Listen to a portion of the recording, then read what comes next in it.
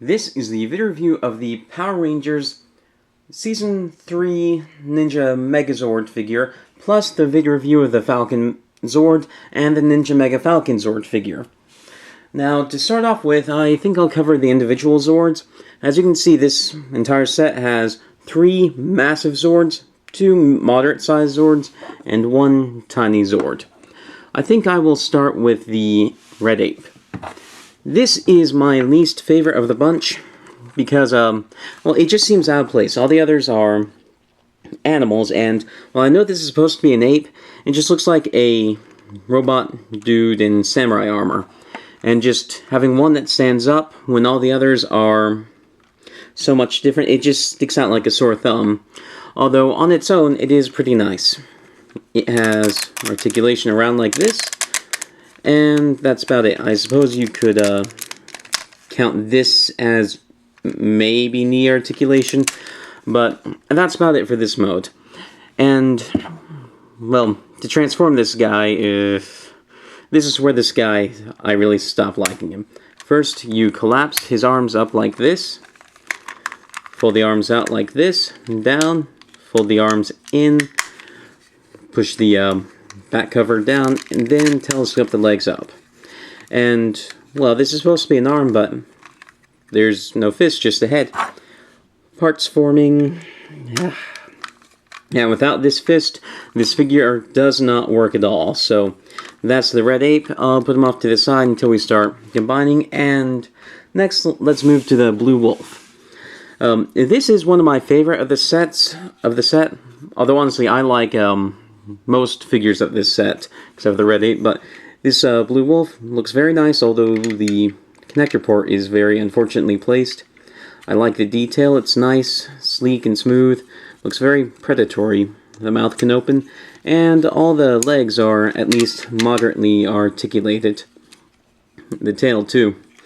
And to transform this guy, first you fold up the legs, the front legs, then the back legs, they fold up the tail, and this is basically it. Like the Red Ape, you are supposed to have a fist like this for him, except it's more in the pose like this than like this.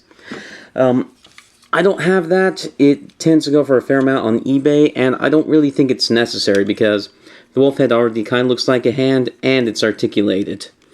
So, maybe I'll get that sometime. I'm not... This isn't a complete set, but it's mostly complete. I'm just missing, well, the cover here, the bear's bit, and the 2 swords of the Red Ape. None of it's stuff that's really necessary for it. I would like to have the fist cover for this, but I'm happy enough with the set without it. Continuing on, let's go to the Black Frog. This one, I really like. It's very heavy, very massive, and it just looks very interesting. It's more different than any other Zord I've ever had before. Now to transform... Oh yeah, he's also very articulated. The legs can extend like this, and actually makes for a pretty convincing hopping pose. Because like with a normal frog, you have the very thin waist section here. And it's just a very nice figure with lots of articulation. You also get the front arms, which go forward and back, and then the front feet, which go forward and back. And that's about it. To transform this guy is very neat. You'll pull the legs down like this. Just straighten them all the way out. And this figure's very, very big. He takes up about half of the Ninja Megazord and about a third of the Ninja Mega Falconzord. And then what you will do is you will bend the feet down, aim the legs down, then you'll bend it at the waist, and that will make these go into his knees. Pop it into place, and boom, there are the legs. And I'll put this guy off to the side. Next, we have the Bear Ninjazord, and I like this thing. It doesn't look perfect. The proportions aren't quite right because it's narrower up here than back here, but because this is spring-loaded, I think they did a good job making up for that, and I think overall it works very well. It has an articulated mouth, and the legs go forward and back a little bit, and these go back, but I'm actually a little bit wary about moving these unnecessarily because they lock like this for the Megazord mode. They don't really move, and granted this is an old figure, so maybe I'm worrying for nothing, but I feel like eventually this is going to get loose, and then if the arms plug into here, when you turn the arm, it'll end up just moving it like this, and I don't want that to happen. So I typically don't ever move these unless I'm turning into the bear or into the chest piece. And actually, let's get into that right now, because this is pretty neat. You push the legs in and all the way down like this, and then you will push. Yeah, this happens sometimes. You'll slide it in until it collapses in. It's about half as long. Then you fold the legs up like this, and from that big bear Zord, it's still pretty big, but it's very compact now. I like how much it compacts. And this will be the chest. So let's start putting this together now. I'll cover the Falcon Zord after I put the Ninja Megazord together, and I'll cover this at the very end, because it's the head, and I like the reveal of it. So I'll put this off to the side, and we'll bring out the legs. And the way this combines here is there are a tab here, tabs here and here, and a slot here, and there's a big tab here and slots here and here. And the way this works is you put the big tab into this slot here, and you will hear it click, and then you'll press down on the back, and it's connected in 3 places, and it is a very strong connection.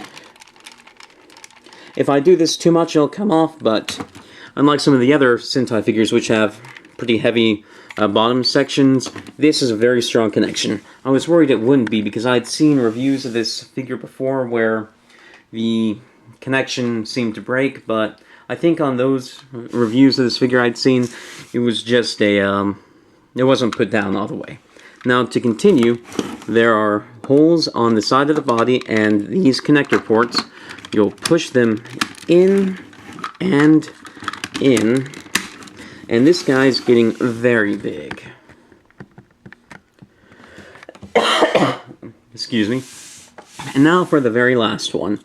This is the Crane Zord, and this is probably my favorite of the set because it has this nice, sleek jet shape. It doesn't. For the Pink Ranger usually gets shafted, but I don't think the Pink Ranger got shafted this time because, unlike, say, the Dino Megazord, this one isn't just a flat disc that's been curved. This thing actually looks like it is something. So I really like this thing. I like the shape of it, and just it's just a very neat little Megazord, and it doesn't look like what it's supposed to turn into, which is pretty impressive considering it is the head, and the head has a very distinctive shape. So let's bring this up closer. The way the head reveal works is, ooh, that's out of focus. The way it works is you fold these back, then the crane head down, and then bring this up to reveal the head. And this is a very nice head. I really like the way this looks. And the way it attaches is as clips here and here, and there are tabs here and here. So you just put it on like this, and we have a giant figure here. Let me adjust my stand a little bit. It's a gorilla tripod, so I have to move every single leg, because every leg has lots of points of articulation. And this is the Ninja Megazord. And on its own, it's not my favorite Megazord, especially because it has way too much in the front. And also, I feel like the head looks a little bit out of place. Let me move it this way. I feel like the head looks out of place, not because of the pink on it. I think the pink looks fine because there are a bunch of other colors on it. But I think the white's out of place because the figure is mostly dark, but then all of a sudden the head is super bright, and it just doesn't seem to fit. And that's my biggest complaint about the figure, is just the head doesn't quite seem to fit. If the gray plastic on here had been white, I think it would have worked pretty well, but just this figure by itself, I don't think it really works that well. Now for articulation, you can rotate the arms around 360, and that's it. Although on this arm, if you don't have the fist covering, you do have the Wolf mouth, which can hold stuff pretty well. It's a tight joint. And that's about it. You can also open and close this. Now for the Ninja Mega Falcon Zord, well, let me cover the Falcon Zord first. So push this out of the way. This is the Falcon Zord.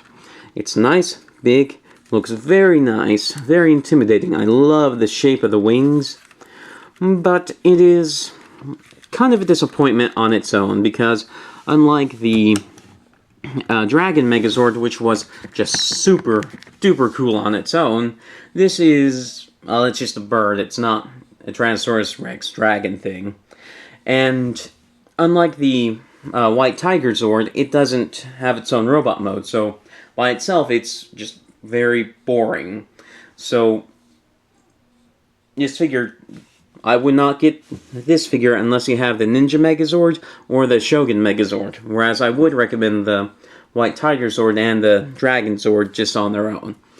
Now to combine this guy with the Ninja Megazord is very simple. You will lift the head up, close the claws, put them out to the side. Make sure that's flat. Flatten out the wings, and that's about it. You have tabs here, here, here, and here, which will tab into slots here, here, here, and here. And it's a very, very simple process. Just chunk. And pushing this back so you can see it, and wow! Just giving this figure, the Ninja Megazord, the wings, really improves the look of this figure. I think it adds enough white to the figure that the head doesn't look out of place. It brightens up the color scheme. It gives it very imposing wings, and because it adds a fair amount of bulk to the back, it balances out the bulk in the front, so even from the side it doesn't look as weird. So just the Ninja Megazord by itself isn't a bad Megazord. I do like it quite a bit. But with the Falcon Zord turning into the Ninja Mega Falconzord, wow! I mean, objectively, this shouldn't be my favorite Megazord of what I have, because I have the two Zeo Megazords, the Thunder Megazord, the Season 2 Megazord, and just a lot of awesome Megazords up there, but for whatever reason, this figure, I like it more than most of them, except maybe the Zeo Megazord. It is just super cool. I really like it.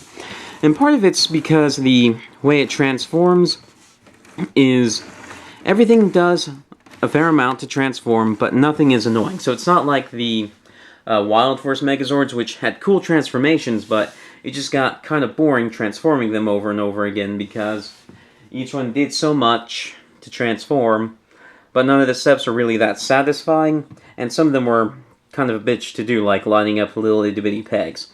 Well, on this guy, every single part does just enough to be interesting, fun, and satisfying, and then the way it combines is pretty neat. So I like the individual Zords a lot, except for that guy. I like the transformations of all of these, except for this guy, and this guy doesn't do much. And then the way everything goes together is pretty simple, but very satisfying. So you can find faults with any aspect of this figure, but altogether, it's a really cool figure. I really like it, and I do recommend it. And you can actually find it decently cheap on eBay. And like some other Zords I have, it's pretty easy to find this guy for around $50-ish. The one thing you want to be sure to have is at least this fist. You don't need this fist, but you do need that fist. And the head here, if you don't get the head, that's easily the hardest part to find on its own. So try and find a lot with everything together for relatively cheaply.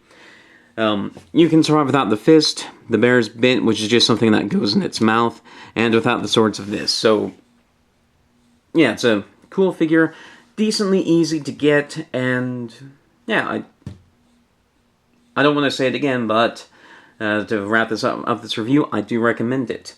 So if you like Power Rangers, Transformers, any of that kind of stuff, please, I'll be doing more of it. Please subscribe. Thank you for watching.